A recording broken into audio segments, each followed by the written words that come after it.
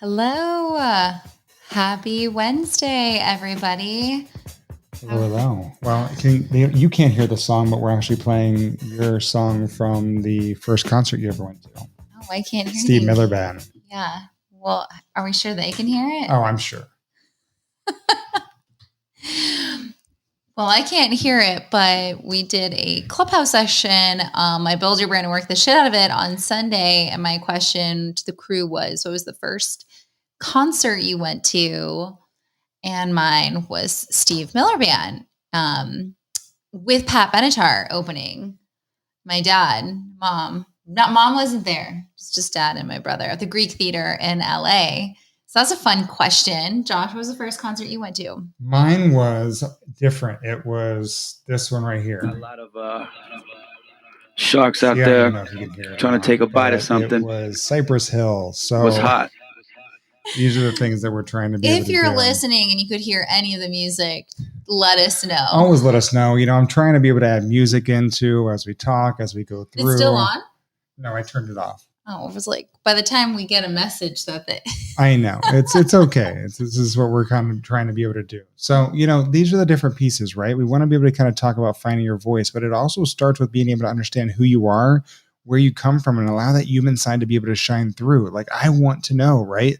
Like, everyone listening, please let us know that, are you, where's your first concert, right? I mean, what are the first things like that lets us know who you are? Because then we can go, wow, okay, I resonate with that. There were so many people that were talking about different concerts. I was like, OMG, I probably went there. I'm probably going there. Look, I can. So these are the things that, I want you to kind of think about as we kind of go through is like, who are you? What do you do? And, how can we connect more? Marshall in from Mexico. I love it. I hope you're having a margarita. Send us a cheers. We're jealous. That's awesome. Yeah, we're going to talk for about 20 minutes or so today. Sorry we couldn't make it last week. I felt awful. But this conversation around finding your voice and do let us know your first concert. That's kind of fun in the comments. We love to hear that. But, finding your voice is really such a journey. Looks like Marshall's was you too. Solid. There we go. See, now we get it. We're like, okay. Guster. Big time, right? Yeah. Prince. Oh, so Mateus. Nobody has said Prince yet. I'm going to tell Mateus here, like I was actually at one of Prince's last concerts here in Austin, Texas. So I had gotten picked for ACL, Austin City Limits, and this very small concert. I remember there was like 30 or 40, it seemed like 50 people on stage, a full band. And then it was like 150 of us that got picked out of everyone at ACL to being able to see him. So these are those things, right? But we go down a whole track of being able to kind of follow people's, their different concerts and things like that. I mean, look, I love these things. I love to be able to understand the concerts, the things they're going to. That's how I get to know you. But people go, can we share those on LinkedIn? Of course, 100%. I mean, like now I'm getting able to understand, where Sean comes from, where Marshall comes from, Mateus, a little of the background, what's going on, all these kind of things to be able to really, really get a better insight into who that real person is behind the brand, right? Personal brands are so important these days. I mean, when we talk about personal brands, different names come to mind. Like on Clubhouse recently, we've been spending a lot of time, with John Leisure, former T-Mobile CEO. And I mean, he really allowed that brand to be able to blossom where it is. I mean, where I think it's coming up to be able to overtake some of the biggest brands out there in the mobile industry because he drew a line in the sand. He let his personal brand come up. When we talk about, different car companies, right? If I said Mercedes, Porsche, and Tesla, what face comes to mind? It's that human. It's Elon Musk, right? These are the people because we understand you. We see his personal story. We see his personal views. And this is what draws us in. Now, for me, and I'll let Rachel kind of speak to this next, but when I look at personal brand versus corporate brand, I think personal brand draws them in.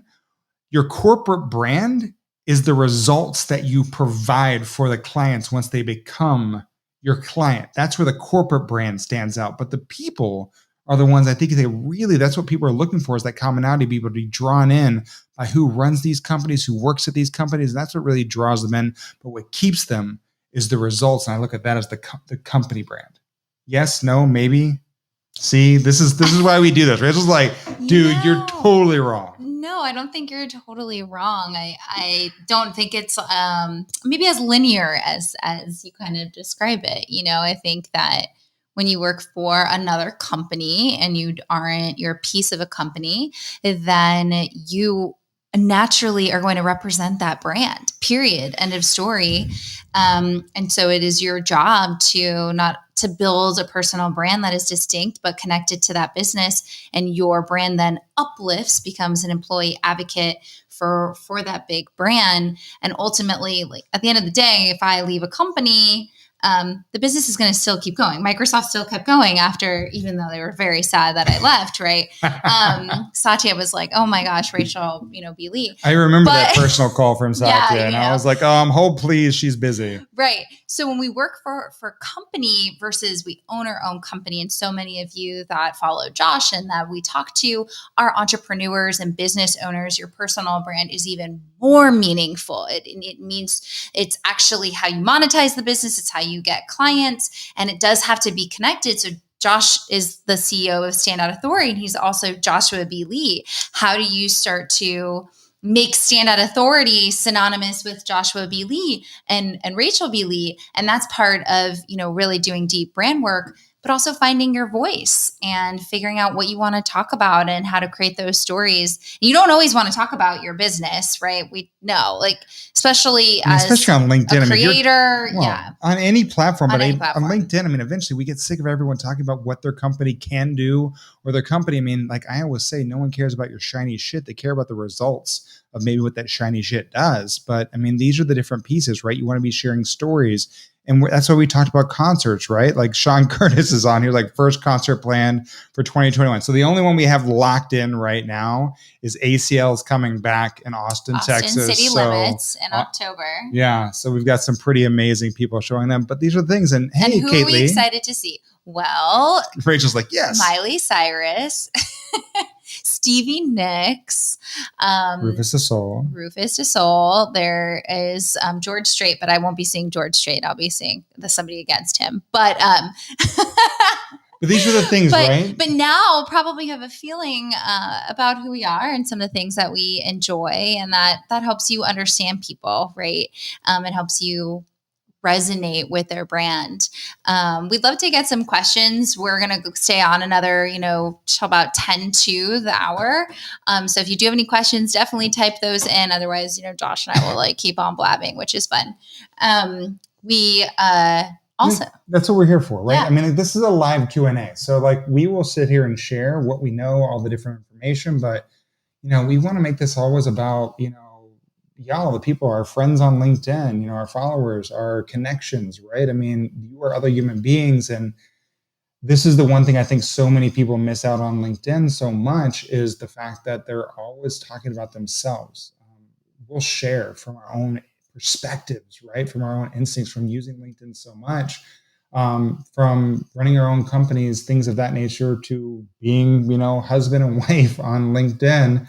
But what, on LinkedIn, we're not husband and wife. I guess we're husband and wife off of LinkedIn too. No, people think it's crazy we work together, honey. I know. Do you guys think it's crazy? Would you work? That's their question. Comment. Would you work with your partner, spouse, boyfriend, girlfriend, even a family member?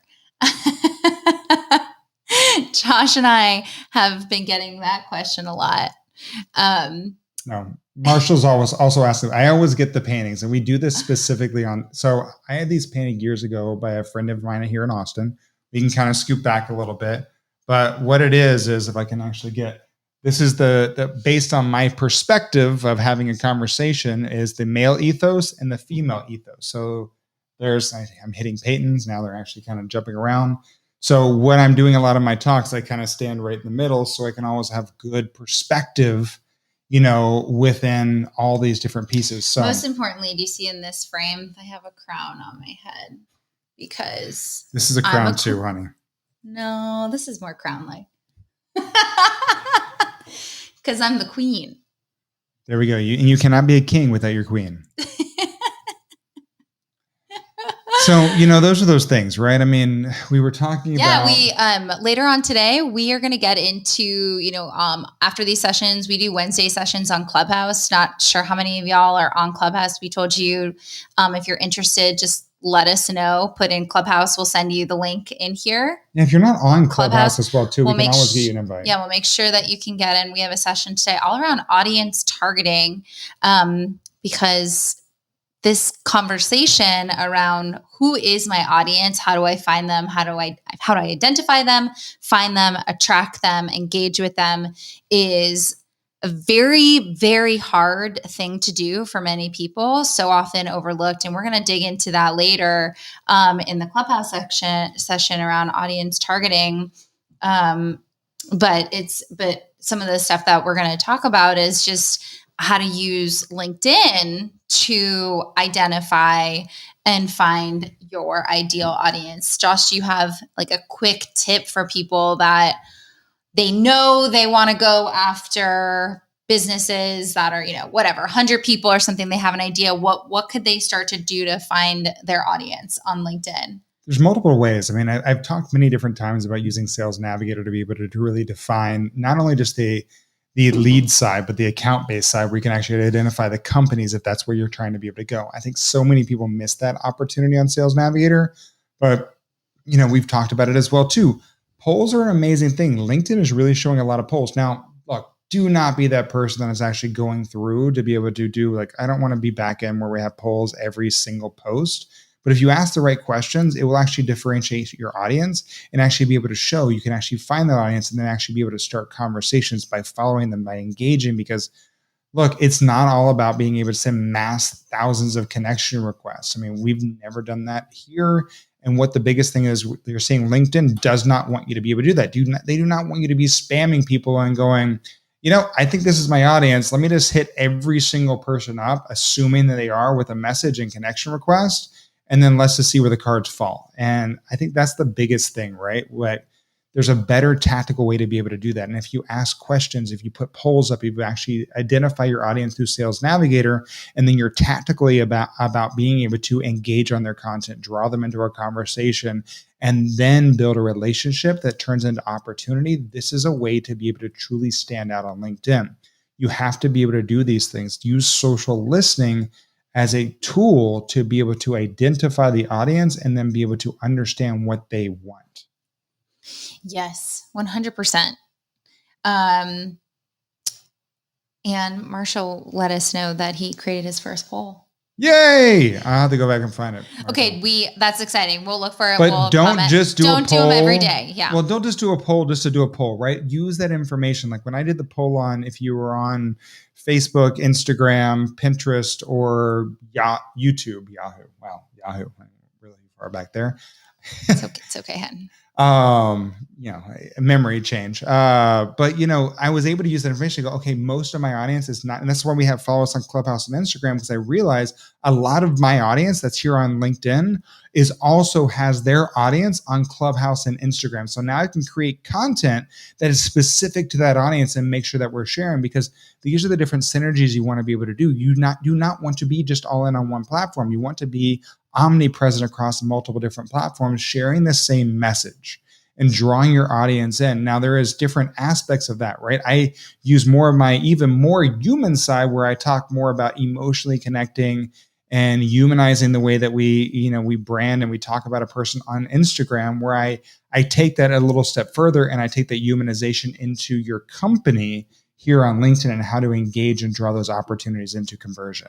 Yeah. And I think what Josh is talking about is, how does your brand show up, your content strategy on different platforms and different social media platforms and on your website, etc. It shouldn't be a spray and pray approach, although I understand sometimes myself, I'm posting the same thing on Instagram and Facebook if I don't really have a lot of time. but thinking about what is my audience like on each of these platforms. Instagram, for instance, on Instagram, my audience is 75% female. It's a very strong female audience. And so I know that some of the things I can talk about can be a little bit more feminine. I can do a full moon Sagittarius ceremony at 8 p.m. Central tonight on Clubhouse and invite my Instagram followers. And I know that that resonates with them. I put that in my story and they're like super excited. If I put something like that on LinkedIn, they'd be like, what are you talking about, Rachel? Right. And so when we understand our brands and we understand our audience, and then we understand what the audience is like on each platform we're on, we make sure that our content is, more strategic in what we post. And that's really when we say audience targeting, it's so important that you use data. You use data, you use polls, you use the resources that these platforms are providing to us to understand as much as we can about the audience that's out there, and really just testing out too, right? Well, sometimes I do a post and it does really bad. And I'm like, okay, that didn't work. I just did one of those. You don't delete it. I mean, that's the one. I didn't delete it. I just did one of those. Like, this kind of flopped. Nobody was on Instagram. Oh, it was my reel. It kind of flopped, and I thought it was so good. Yeah, but the biggest thing that we talk about with our clients is being able to curate and create content, right? I mean, content becomes the biggest thing time and time again because people don't understand. I was in a Clubhouse room the other day with, she was amazing with information. I'm losing her name right now, but she was one of the lead writers at Time Magazine. And then I was looking at LinkedIn, and the way that you write in Time is going to, for an article like that, is going to be different than how you write here on LinkedIn. So many people come back to me and they're like, look, why do you actually put everything in individual sentences? Because we want to be able to make it as easy as possible to read. While other people are spending a tremendous time on other platforms day in and day out, like, Facebook or Instagram, maybe they lose themselves in someone else's life. We do not have that exact time frame to be able to do here on LinkedIn. The average person spends about 17 minutes a week. So you want to be clear, concise, and you want to make sure that content you're writing is relevant to your audience and easily digestible and draws them in. So these are the different pieces that I really want people to be able to really take into account on how to be able to actually work. And then I know that, Mateus, you had asked about. Yeah, the Clubhouse is at 3:30 p.m. Central today. We'll run it. Josh will be picking up the kids at the same time. So that's always fun. We're still trying to figure out the best timing, but it'll be 3:30 p.m. Central.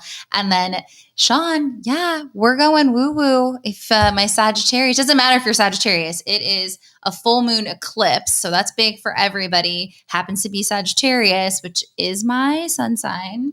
And that is tonight at 8 p.m. But yes, it does help, right? If you understand that I'm a Sagittarius, these are the things that are fun and give you commonalities with somebody. And building a brand is about finding commonalities with your ideal audience. It's not that you're going to resonate with everybody. It's not that everyone's going to like you. It's that you know who you are and you find your niche, which we talked about a few weeks ago. You find the right audience. Look at that, Kate Lee, Sag Moon. Josh is a Sagittarius moon too, Kate. He doesn't really realize these things, but he is. So I love that. See, I love this. You don't even realize people. But people forget to be able to put this stuff on LinkedIn. I mean, but this is the opportunity. I don't think I would. So this is the same. But maybe I should. But this is the same maybe opportunity. I'll do a poll. So I want everyone to, tell me the different pieces that you're using. Are you using, of course, you're posting on LinkedIn, but are you using stories on LinkedIn? Are you using polls on LinkedIn? Are you doing LinkedIn Lives? Are you adding video, right? These are all the different pieces because there's so many different opportunities that are kind of going through. Like if you want to be able to share that, like just like on Instagram, like I do more of my like personal, like what's going on in my life day to day on my Instagram stories. I do that same thing here on LinkedIn with LinkedIn stories. If you're not taking advantage of being able to truly share where you're like, oh man, if I put that out there, maybe it's too much past the personal for LinkedIn. Use LinkedIn stories to be able to do that, to really connect with that audience and draw them in, because it's not just your first degree connections that are seeing LinkedIn stories. It is lots of people that are actually being able to see this. So take advantage of this opportunity, because second and third degree connections will see your LinkedIn stories as well too, even if you don't use hashtags on LinkedIn stories. So just one of those things. Yeah. And we're going to close out pretty soon here. But there is, Emmanuel, great to have you. Your question around, if LinkedIn is part of social media, wouldn't quantity of followers matter? This is such a fantastic question. Followers over converters, right? Listen, followers are important. We live in that world where the first thing you look at is, how many followers does somebody have? That's just it. And then you think, oh, if they only have 10, are they legit? Right. That's the first thing, right, Josh? Well, I mean, I get all the time these quote unquote LinkedIn experts, and they get like, they're like, oh, I can, help you on LinkedIn. And they get like 5 engagements on their posts. And so it's like, it immediately slightly evaluates, but that doesn't always show exactly what's kind of going through. Yeah, you don't. And I think what matters is, in the world that we're living in of such massive content, that quality over quantity, quality of our followers, quality of our content, quality of our engagement. So if you have 100,000 followers and you get 1 comment or 1 like a day, that engagement rate is shit, to be honest. That's nothing. But if you had 1,000 people and 100 people every time are commenting, wow, that is amazing. That's like a 10% engagement rate. Just think about that.